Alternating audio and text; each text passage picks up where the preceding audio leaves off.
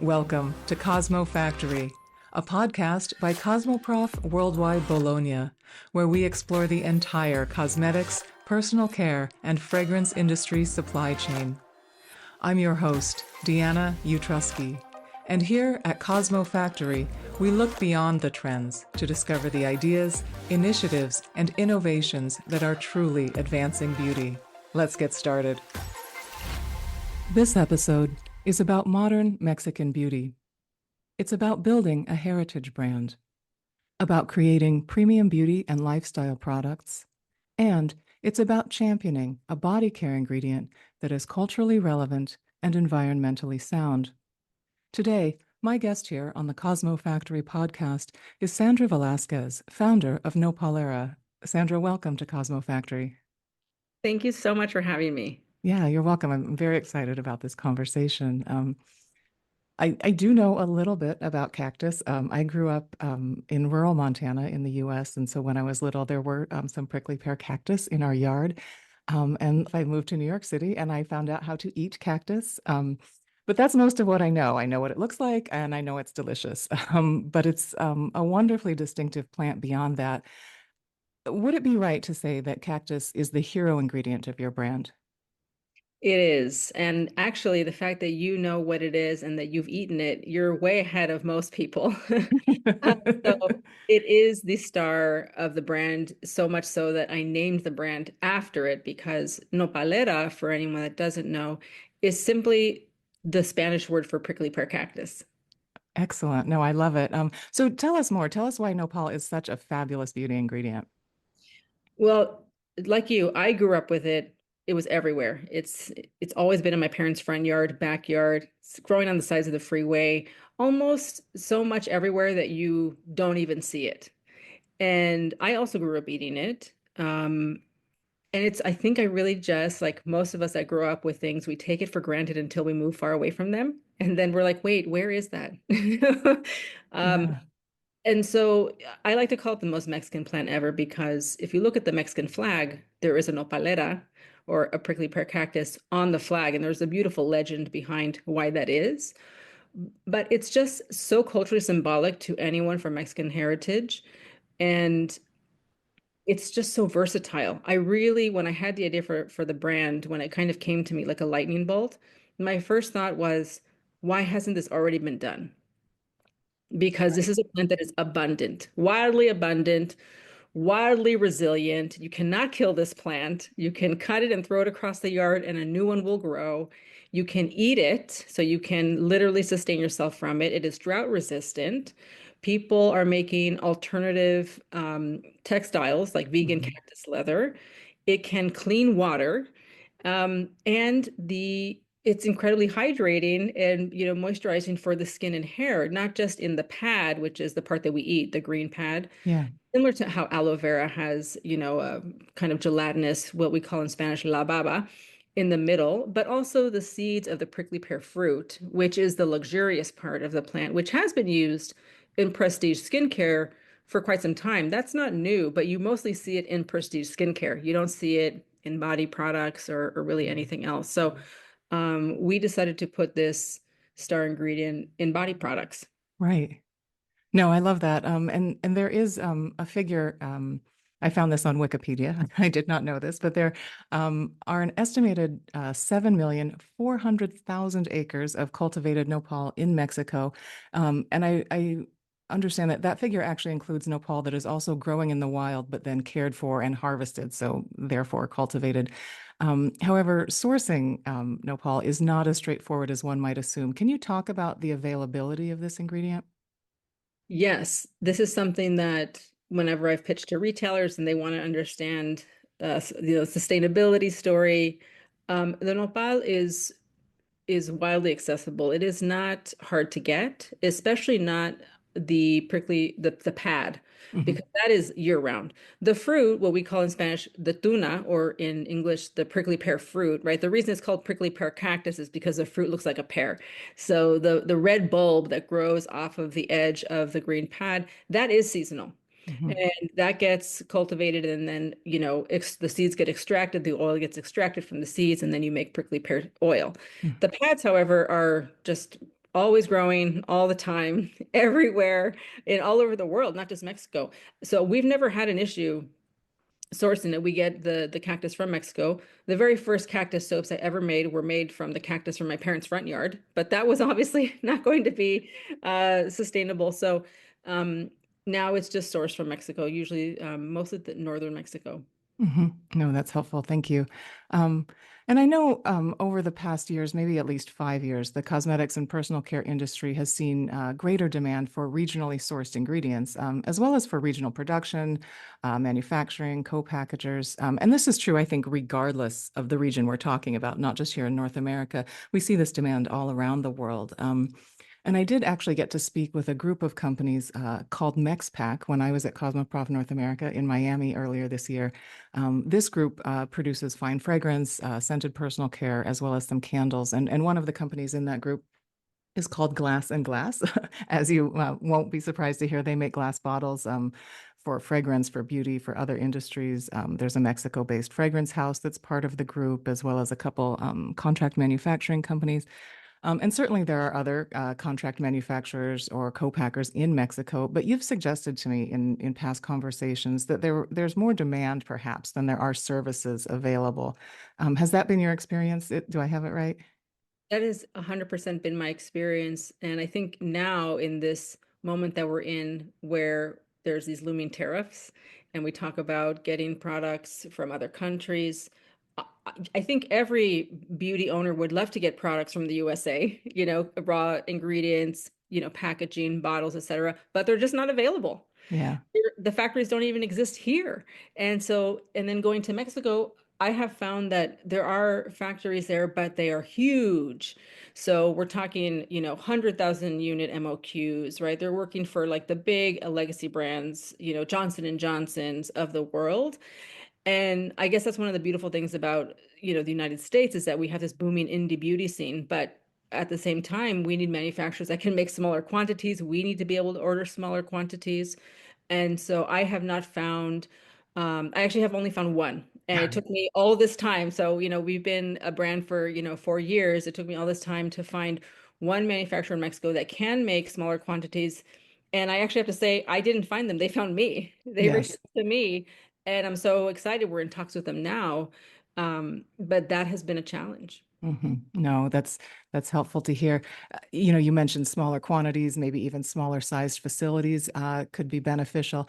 Is there further opportunity here for co-packers or contract manufacturers that are thinking about, having a footprint in this region?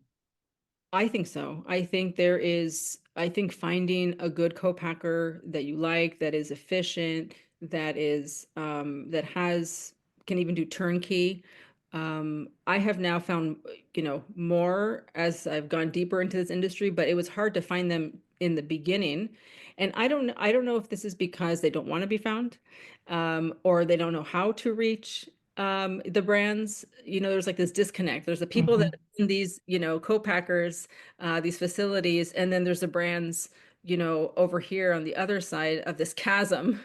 And how do you get these people to meet, right? Is it about advertising? Is it about going to trade shows? What is it? But I had a hard time finding manufacturing partners when I was first starting out because, as you might know, I made the products myself for the first year because I could not find manufacturing partners that would make small quantities. Sure. And so I think there's lots of opportunities, not just for more co-packers, but for more solutions. Um, because making a product, the fill is just one part. Then Yeah. there's still the packaging, the components, the testing, etc. So it's there's a lot of opportunity. Yeah, no, that's helpful to hear. I have more questions. First, though, let me mention that Cosmoprof Worldwide Bologna, which is the must-attend B2B event in the cosmetics industry, opens on March 20th in Bologna, Italy. Cosmoprof is truly where our diverse and international industry comes together each year to build business relationships, to discover the best brands and newest innovations across consumer beauty, professional beauty, and the entire industry's supply chain. At Cosmoprof Worldwide Bologna, you will find more than 3,000 exhibitors from 65 different countries. Tickets are only available online. Please visit cosmoprof.com to get your ticket today. In the show notes for this episode, I will put a link where you can get your ticket to Cosmoprof Worldwide Bologna. I'll share a link as well where you can explore the digital directory of exhibitors and the link to the map of this year's new exhibition layout. Cosmoprof Worldwide Bologna opens on March 20th, which is a Thursday, and I look forward to seeing you there. In my intro to our episode today, I suggested that you are intentionally building what I would call a heritage brand. This would be a brand I think of as long lasting, has consumers' trust. Maybe there's an emotional connection from consumers. Of course, they see value in the brand. I think heritage brands also tend to stand out from their competition. They have maybe a clear competitor set, but they're somehow distinctive as a brand. If I were to think maybe of a good example of a heritage brand in our industry, I would suggest a brand like Dove. Um, can you tell us about the vision you have for the Nopalera brand? I guess I'm wondering, how do you create a heritage brand? That's a great question. I first of all, I love that you said Dove because I don't know if I share this with you, but I ran a post-purchase survey on our website for like the last year asking people, what were you using before Nopalera? Because everyone was using something. People Sure. were using your product, right? People were showering before we entered the market. And the answer across the board was Dove. And I just thought, wow, that is so interesting. Because Dove, I think, has done a great job of building customer trust, of, marketing towards sensitive skin, of body positivity, being Yes. like a product for the everyday woman and man. And I think they've done a great job at that. And so for me, when I had the idea for Nopalera, I didn't say, I'm going to go build a heritage brand. It was more that I wanted to build a premium Latina brand that would stand the test of time, which I guess is a heritage brand in just different words. But for me, it was about widening the range of options because what I saw in the market was everything Latino or market towards Latinos was down market. It was of value. It was, inexpensive. And I'm like, what does that say about us? What does that say about how you people think of us and view us? We spend a lot of money on a lot of things, and beauty especially. Yeah. And so why are there not more premium Latina brands that speak to this, I hate this word, cohort, this consumer, um, like there are in other heritages, like I see Losita, I see so much French beauty. Right. And obviously there's a whole reason behind that. And there's an argument to say that those brands are not doing so well because it's not really catering to who the customer is today.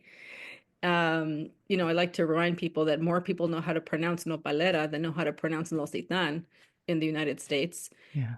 Um, but it is about building, I wasn't trying to build a trend. I wasn't following any trend. It was really about building a brand that was aspirational, that was beautiful, that would speak to the Latino consumer, but also speak to everyone simply because it was beautiful in the same way that art is for everyone, right? No one thinks that a Frida Kahlo painting is only for Mexican people. Yes.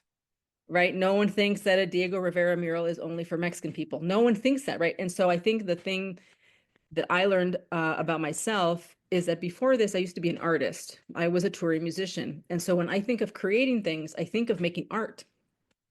And I think that is what also sets my approach apart. And this, by the way, this is something I only recently kind of discovered, right? Like, why does Sure. everyone think this way? And I was like, oh, well, maybe because not everyone is an artist, right? I think about making things as art. I think of making objects of desire. I think about how the person's going to feel when they interact with them. That's how I used to write songs, And so that's how I think about making products and building this brand. Yeah, no, that's fantastic. And you've mentioned details like the aesthetic quality and the enjoyable attributes that the products have. And you mentioned price point as well when you use the word premium. I'm wondering if you can say a little bit about what premium means to you and how that word might help guide your decision making. Yeah, premium to me is about the entire experience. So it's not just about the formula. Right. You could argue that the ordinary has premium formulas, but I wouldn't say that the experience of the packaging and buying the product and giving the product to others feels premium necessarily. So to me, I'm very tactile, right? Again, it's like the lighting to me matters, the how the room smells matters, how it feels matters. And so I think about how it's going to feel in someone's hand. I feel like how they're going to feel when they see the branding, the packaging on the shelf from 30 feet away, up close, how they're going to feel when they are going to buy someone a gift. And so for me, it's the whole experience and the sensorial experience of the formula itself. Even for example, the shape of our soaps. That was which is in the shape of a cactus pad. That was intentional because I wanted it to fit in your hand in like a very kind of sensual way. Just the rounded curves are sensual. Mhm. You know, most soap is square because that's how it's made. It's made in big blocks and then they cut it like cheese. And so making a soap in a custom shape was actually very laborious. It meant that every single bar of soap had to be hand poured, which I did for a year. But it was worth it because it was about the experience of if you know, have you ever held a block of soap in your hand? It doesn't fit in your hand, right? Right. Our hands are not shaped that way. So that's to me what premium, it's everything. Yeah. Yeah. No, that's excellent. I appreciate those notes. Now, if I may share this, you live in New York City. So Nopalera is a US based brand. I believe the majority of your customers right now are in the States. And still, you're describing Nopalera as a modern Mexican brand. I'm hoping you'll say something about maybe culture, history, place. How do these things figure into the brand story? Yeah, tell me that. Yeah, so I grew up near the border, about 15 minutes from the US-Mexico border. My parents are Mexican, my whole family is Mexican. I grew up with a lot of Mexican people, but also Mexican American culture, which I think, again, how you grew up is what is normal to you. And it's not until you leave that and you change the context that you realize, oh, maybe not everyone grew up in rural Montana or in, San Diego in a border town. Yeah. I always grew up identifying as Chicana. Chicano culture is huge in the Southwest, and it's a real thing. I mean, Willie Chavarria is really championing that right now in the fashion space, really shining a light on Chicano culture. He is from California. Becky G is from California. I am from California, but there is such a strong Mexican. We're so proud of our roots. Yes. Growing up, we couldn't say that we were anything but Mexican. And I think that's the tricky thing, right? When you grow up bicultural, is that it doesn't matter that you're born in the United States, you're still considered Mexican. And when you go to Mexico or you take it out of context, people are like, well, but you're American. I'm like, Right. well, growing up, no one ever let me be that. So um, and so modern Mexican beauty is is just a way to say that this is the new modern because what we're not trying to say is hey, everything is about back to the land, back to the roots, only, we're trying to open it up to be more forward and future forward, if that makes sense. Yeah, no, it sounds very contemporary in your description, very realistic. Is that? Yeah. hmm Yeah, more like a lived experience. I guess I'm curious too. People want to know who is behind this brand. Is it authentic? Is it real? I remember the first time we met Beauty Heroes, which is one of our retail partners. Yeah. They said the first thing they did when they saw the brand was go to our website and go to the about page and dig, dig, dig to make sure that it was actually, Latina owned, because they were worried that it was going to be cultural appropriation. Mhm. And so that's the world that we live in now. People want to know who is behind this, who owns this, and is it real? Are they buying something real? And so it means that I have to put myself out there and share my story, which is also vulnerable, but it's also what connects us to our customers. And Mhm. it was just a couple of weeks ago that I did a story post on our Instagram feed, which I never do. I never post on the Nopalera channel. I have a team that does that. Right. But I did. I said, "Yo, let's share it. Let's do like a story time for anyone that doesn't know the history of the brand." And it went viral. And everyone was like, "I had no idea." I was like, "What?" I feel like I've told my story 1,000 times. I've been on every panel, podcast, keynote, speaking stage. And but it just goes to show you that when you're building a brand, it's like repetition is required. Absolutely. Um, and I want to mention too that there is I I don't want to say it's a trend, but there certainly is a movement within our industry about what we might describe as Black and Brown owned brands and businesses and consumers that fit those demographics as well, perhaps better or differently than we have in the past. And, so I very much appreciate, your talking about Nopalera and developing it as you have, very much as a modern Mexican brand. You are in no way trying to represent all of, Latina culture or some nonsense. No, and I wish more, this is why we need more brands to exist so that we don't have the Michelle Obama syndrome where there's only one of us and we represent everyone and we're the only ones that have made it and we're the only ones that have raised capital. There has to be more. There has to be more um, because that is a reflection of who the actual modern consumer is. Yeah. Yeah, no, absolutely, Sandra. I thank you for your ideas, for your honesty. I'm very glad you could join me here on the Cosmo Factory podcast. Thank you. Thank you. Thank you so much for listening. If you find the Cosmo Factory podcast useful, please take a moment to leave us a 5-star review and share your thoughts so even more cosmetic industry professionals can discover the Cosmo Factory. I'm Deanna Utrusky. Please join me again next Tuesday for a new episode of the Cosmo Factory podcast.